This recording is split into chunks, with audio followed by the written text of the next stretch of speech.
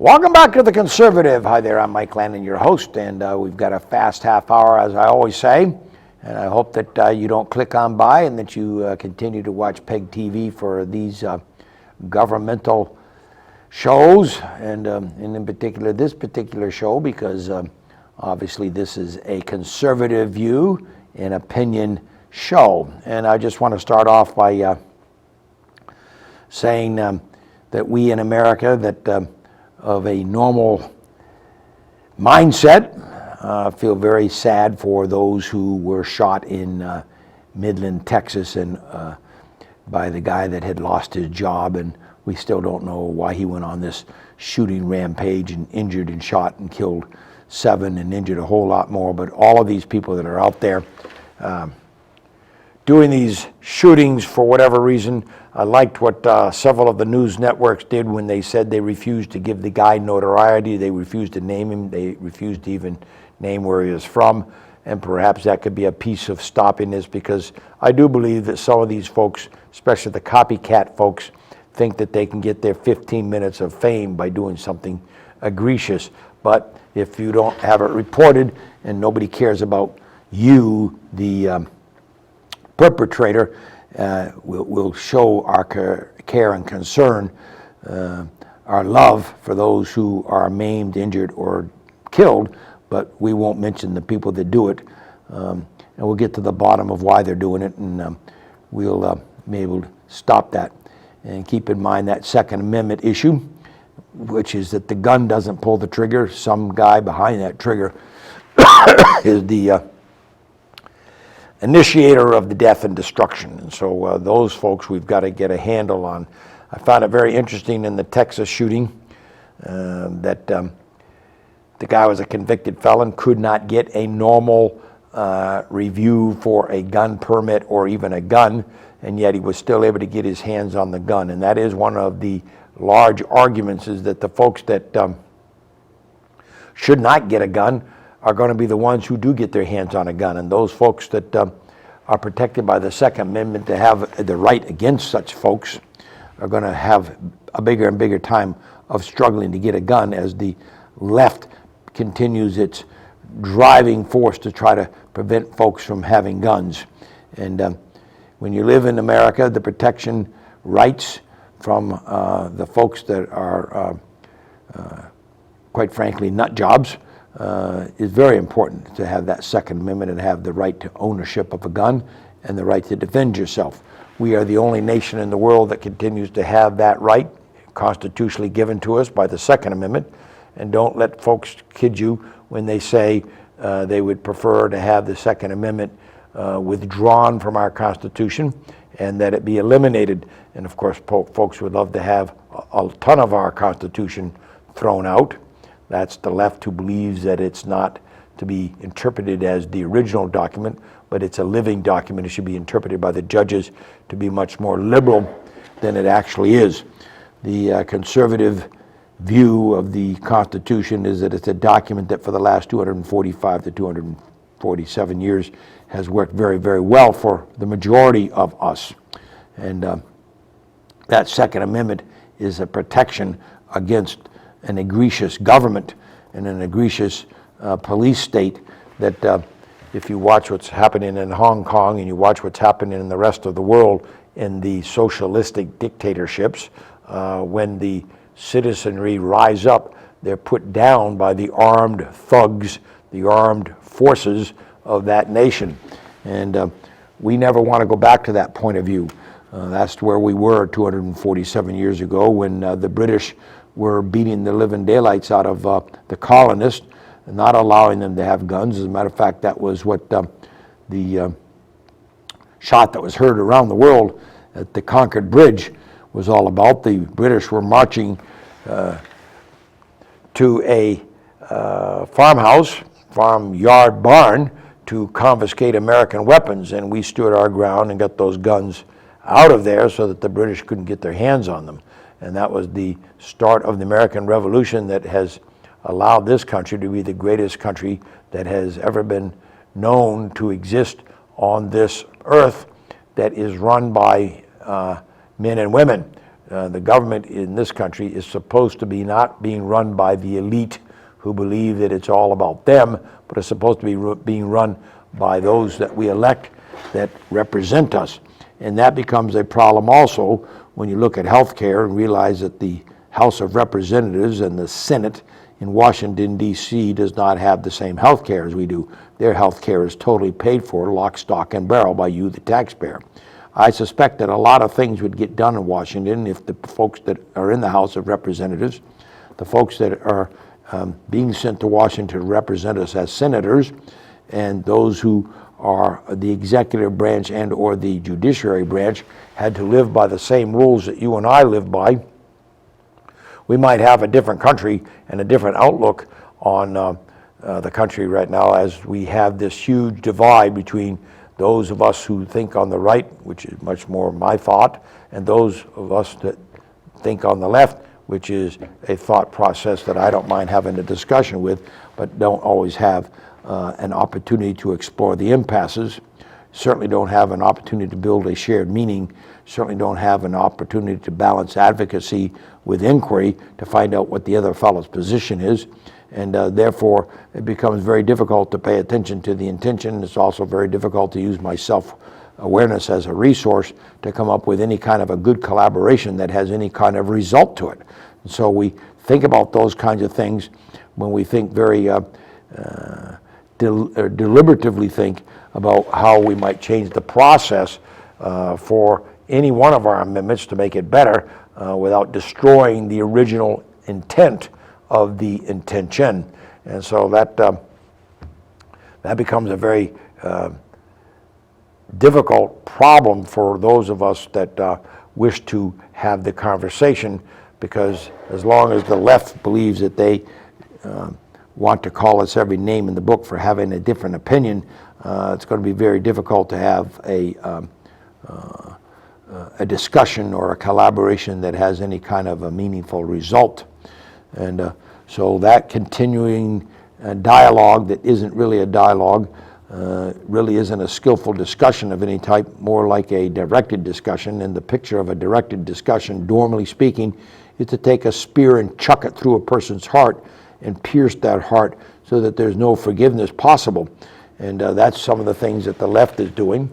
I suppose that's some of the things that the right is doing too, but the left is what is in the news the most on some of the things that they are willing to say to destroy someone and use Zelensky's rules, all 13 of them, to try to change the course of civilized discussions. And that becomes a very difficult problem for all of us when we can't have that civil discussion and make appropriate changes that are probably going to be in the middle of a political debate, so that we do what's right for all Americans and not just those on the left or just all those on the right. For instance, Medicare or Medicaid, either one, Medicare for those who have reached a Social Security retirement age, or for whatever reason are in a Social Security disability situation, or Medicaid, which is usually health wealth distributed by the state to those who are poor. Those two programs becoming one unified universal health care program is not going to fly well with a ton of Americans. It doesn't fly well with me. I believe that there's a responsibility to taking good care of yourself. Now, if I have smoked all my life and then all of a sudden have a lung cancer based on that smoking, how much of that should be paid for by those folks who know and chose not to go down that road? The smoking perhaps causing cancer, heart disease, whatever else. Why should another American have to pay for that? That's going to become a problem when everybody has to pay across the board for that kind of a service. I blink my eyes every time someone tells me that my tax dollars have to be used for an abortion. I'm totally opposed to an abortion, and because that's my political belief, why should I have to pay for it when someone on the left tells me I have to? That's the big divide. And because we can't come to a compromise on that, because on the right-hand side of things, no, and on this side, yes, is there a compromise to be had based on the yelling and screaming and the lack of appropriate discussion? Probably not going to occur. Same thing occurs in this war that we're trying to put together on climate change, when the rest of the world isn't doing anything at all to literally change the environmental concerns based on climate change, and the world is basing its science on science that has been proven over the last 10 years to have been faulty and not credible, and I've not seen anybody come forward yet with the accurate information, because the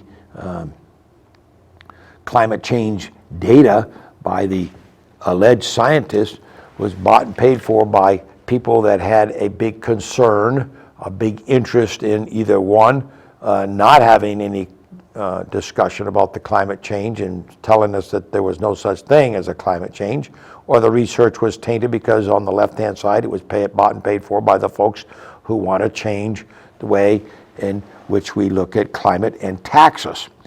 Either position is not a position that is going to bode well with good, solid thinking Americans. And you're going to have folks that are going to be just as angry about climate change as they are about the issue on abortion, the issue on gun control, the issues that we do not come to the table and have a common discussion about. As long as those issues are going to be yelled and screamed at, and you're going to call the people on the either side of that issue a name, then you can fully expect that there's not going to be any kind of a result other than the anger that will be generated. And that's a problem in the country today. While we're talking about the distraught Texan who did all the shooting, that's one issue. It divides the nation on what to do. The issue of climate change and the second worst storm to ever hit the Bahamas, Dorian, the one that we've watched for the last 2 weeks, and we'll be halfway through this show before we see the final results of this storm. And folks want to say that it's all caused by climate change. Well, I was of a great interest while watching some of the weather news and seeing how the track of Dorian was going to be, to see that if this be Florida and this be the curve that comes up over the islands off North Carolina and into Virginia, that shape, if you look at the spin of these major hurricanes and see how the shape of the east coast of America looks, the west coast shaped by many earthquakes, etc. But if you look at the spin, and every year we get these hurricanes coming, you can see that these hurricanes cause the destruction along the coast. It has nothing to do with climate change. It has to do with the fact that the hurricanes are some years stronger than other years, and you're going to have storms that are going to get bigger. I still contend, and will contend probably till my dying day, that we're still coming out of the Ice Age. We have historical records that shows that the Earth was much, much warmer prior to the last Ice Age. And so let's say that the Earth is trying to adjust itself, and it is, because the Earth is coming back to a different tilt. It's changing its degrees. And that would tell us that if that is true, then we're going to have significant changes in weather that are going to bring us back through an ice age. But first, we're going to come through some warm weather, which is the traditional trajectory of what's going on the Earth. The Earth is going to long clean itself and probably be long in existence after man, as we know man, is gone. Will we destroy ourselves? We don't know that. Will we overpopulate? We don't know that. The Earth and the viruses and microorganisms that are much bigger than you and I combined have the ability to change the Earth as we go. The dinosaurs were here, I think it was 43 million years, much longer than anything else that's ever lived on this Earth, and yet almost in an instant they disappeared. Almost in 3 different separate instances, different kinds of them disappeared. That had nothing to do with any man that we know of. So yes, do we see the climate changing? I don't know that we do. I've been around on this earth a long time. I can tell you I've seen winters much worse than the winters I've seen in the last 10 years. I've seen summers much warmer than the summer we've just come through or just about the end. I've seen weather much worse than we've seen in the last 10 years. And yet scientists are trying to tell us that this last 10 years has been the hottest years on record. Could be.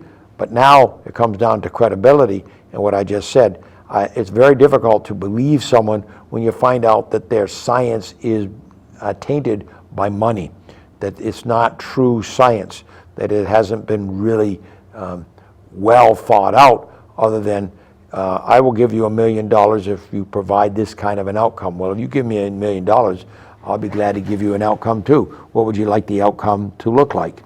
So when you have money involved with an expected outcome prior to the research being done, then you can expect to have a taint on the research. It won't be as fully valuable as it should be. And because of that, it's going to be very difficult over the next 25 to 30 years to believe the scientists that produced all of this, because once you've lied to me, once you've provided as a scientist inaccurate information, once you've provided information that does not have the proper statistical analysis associated with it, then I have to be suspect and skeptical of everything else you ever produce. And that's the way it should be, and that's the way it's going to be. So you're trying to convince, let's say it's only 40%. Let's say 60% of the people, I think that might be close to the statistic, believe some way or another that there's a climate change. They believe the news. They believe the 200 scientists that are claiming there's climate change. So now they do some kind of a poll, and I'm always suspect of these polls also on who's going to win, who's going to lose. Just remember the Trump election when they had Hillary going to win by a landslide. She didn't even come close to winning by a landslide. So polling information could be tainted too. Who are you asking? Think about this if you're watching this show right now and you're on the couch and you think about how many times you've ever been called in your lifetime for a poll. I've been called once in my lifetime. That was for a Vermont poll. Can't remember what it was, but I know I've been called once in my lifetime on what I thought that, and maybe that information got into the poll. I'm not quite sure. I got called by a pollster on an issue about 25, 30 years ago. So you have to wonder, where does this information come from? How many Democrats are being asked? How many Republicans are being asked? How many independents are being asked? What are the questions that are being asked? What's the sampling number? Okay, are they asking 50 people, or are they asking 100 people, or asking 10,000 people? What's the statistical number that is being placed on the table that the question is being asked?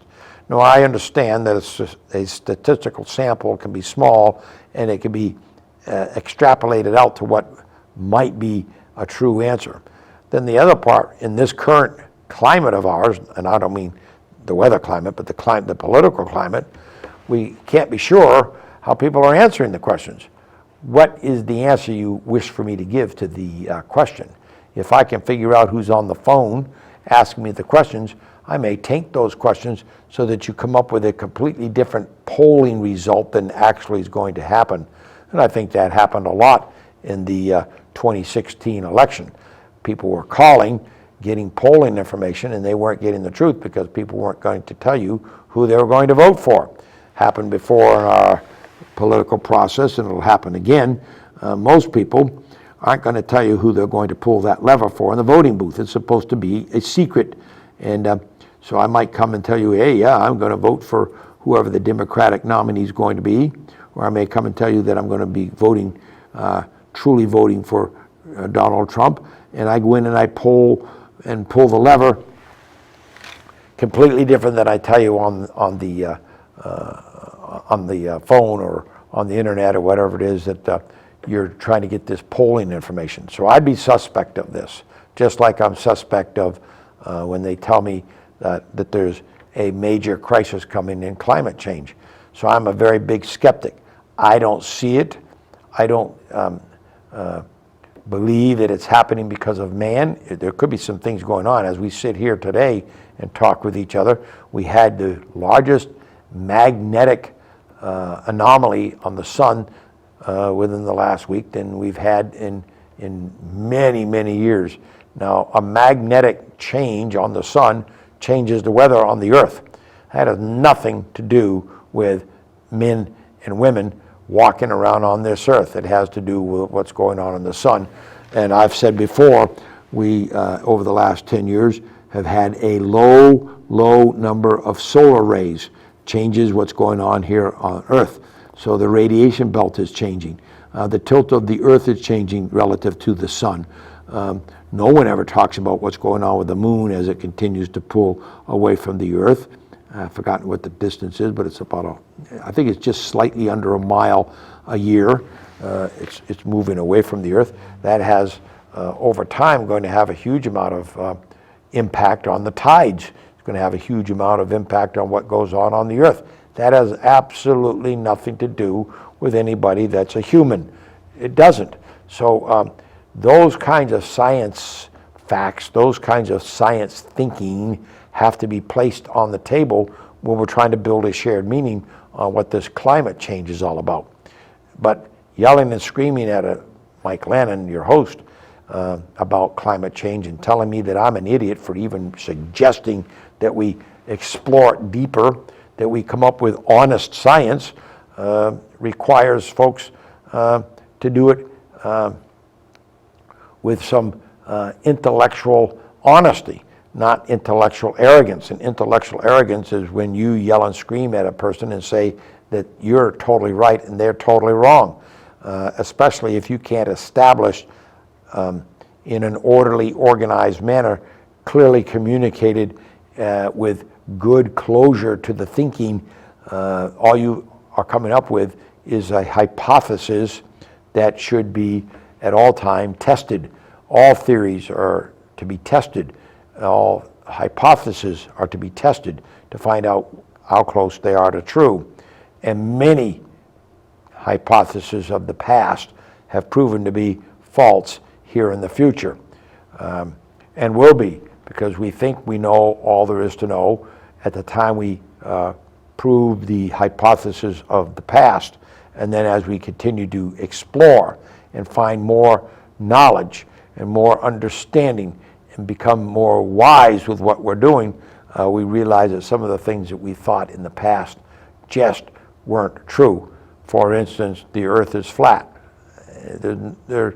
There's no way that the earth is flat. There's a ton of good, solid scientific evidence that proves that the earth is round and that it is a sphere and that it is moving in an oval shape around the sun, along with the inner planets and the outer planets. Now, how they all got there, that's still a bit of a theory. The Big Bang Theory is a theory. We don't know that. The Big Bang Theory is no greater in existing proof than is the creation story, okay? And I use that word story lightly because the creation may have occurred just exactly as the oldest book in the world says that it happened. The timelines may be a little off, but if you read the opening statement where it says that in the beginning it was just an abyss, gee, what does the Big Bang Theory say? In the beginning it was all just a big dark abyss. Two different theories that start with the same premise. So no way to prove those kinds of things unless you can get way back there into the billions of years and figure out how it all started. And maybe it never started. Maybe it's been here since the creation of time and therefore the proof set of there being a God. All those things that are impossible to be proven by we intellectually today, because we don't have the intellect necessary to prove it. Okay? We are about to listen more and more to the politicians who want us to believe in their agenda versus we sitting down and thinking about all sides of everybody's agenda and coming up with a common way of thinking about issues. That common way that I constantly talk about with all of you in building a shared meaning, not the left's meaning or the right's meaning. What's a shared meaning based on the knowledge that we have today to this point? And we don't have that going on in the country today, and as long as we don't have that going on in the country, we will fall apart. We will continue to call each other names. And I'm going to tell you, as those of you sitting in the TV watching this, you know that there are certain words in the English language, as well as every other language in the world, that will raise the hackle on the back of a guy's neck, and I suspect on the back of a girl's neck. If you call a girl a certain word, look out. If you call your wife a certain word, you should be paying a price. If you call another man a certain word, certain swear words, certain words that call people that aren't swear words, but just have very bad connotation to them, depending upon your tone and delivery of those words, you could have a fist in the face. Now, you all know what I'm talking about. That hasn't changed in, I'll bet you, 6,000 years. There's ways that you talk to humans that can cause you major problems instantly. Unforgiving instant problems. Because if you call somebody a such and such and a so-and-so, they're not going to easily forgive you, and they're not going to easily forget that that's what you call them. And it doesn't matter if you are on the left or you are on the right. If you're doing these kinds of things, you can expect to have difficulty at the negotiating table, because I'm not going to come to the table with any kind of respect for you. It's better to come to the table with some kind of respect for the person that's sitting across from you. Now, you don't have to have agreement respect. In other words, that person coming across from that table that's going to talk to you may have all kinds of opinions that are totally contrary to what your opinion is. But you can have enough respect to come to the table and sit down and listen to the opinion, because that is respect given. So, for instance, one of the worst dictators in the world today, the guy from North Korea, Kim Jong-un, is given some respect by President Trump. That's a different way of looking at him. This is a leader of the world that could cause us great problems. I would say that it's better to have him come to the table. Keep your enemies, keep your friends close and your enemies closer is a much used adage that I believe is a good one. You want to know what your enemy's doing. I'd much rather have that enemy very, very close so that I can keep my eye on him, have some kind of a relationship built with the guy, than to have him off there doing something that we have no clue about and not have him willing to at least perhaps pick up the phone and talk to us. So enemies of the world, we want to have some respect for. It doesn't have to be bow down and kiss the backside of someone's behind in order to have respect. That's not what respect means to begin with. Respect means that you have to realize that there are people in this world who don't see eye to eye with you, but you are willing to sit down and try to build some kind of a shared meaning. That takes some real courage. That is the kind of person that I believe that we have right now in Washington, D.C. We have someone that's willing, as President of the United States, to sit down and talk. Yeah, a lot of people hate what he's doing. I don't. I kind of like the idea that someone has the ability to stand up and say, hey, this is the way I see it. He's transparent enough to tell you the way he sees it, uses his Twitter account, which I don't use in any shape, form, or fashion. But he's willing to tell you the way he sees it, and he changes his mind. He'll tell you one day and change his mind the next. That's A lot of businessmen do it that way. Throw it on the table, see the way you think about it, see if you can come up with some kind of a deal based off what he's throwing on the table. Sometimes the things that you throw on the table fall apart. Well, believe it or not, I hope you enjoyed the show today. Covered a lot of ground on the way we ought to talk with each other. Anyway, see you next time. This is Mike Lannon signing off. Bye now.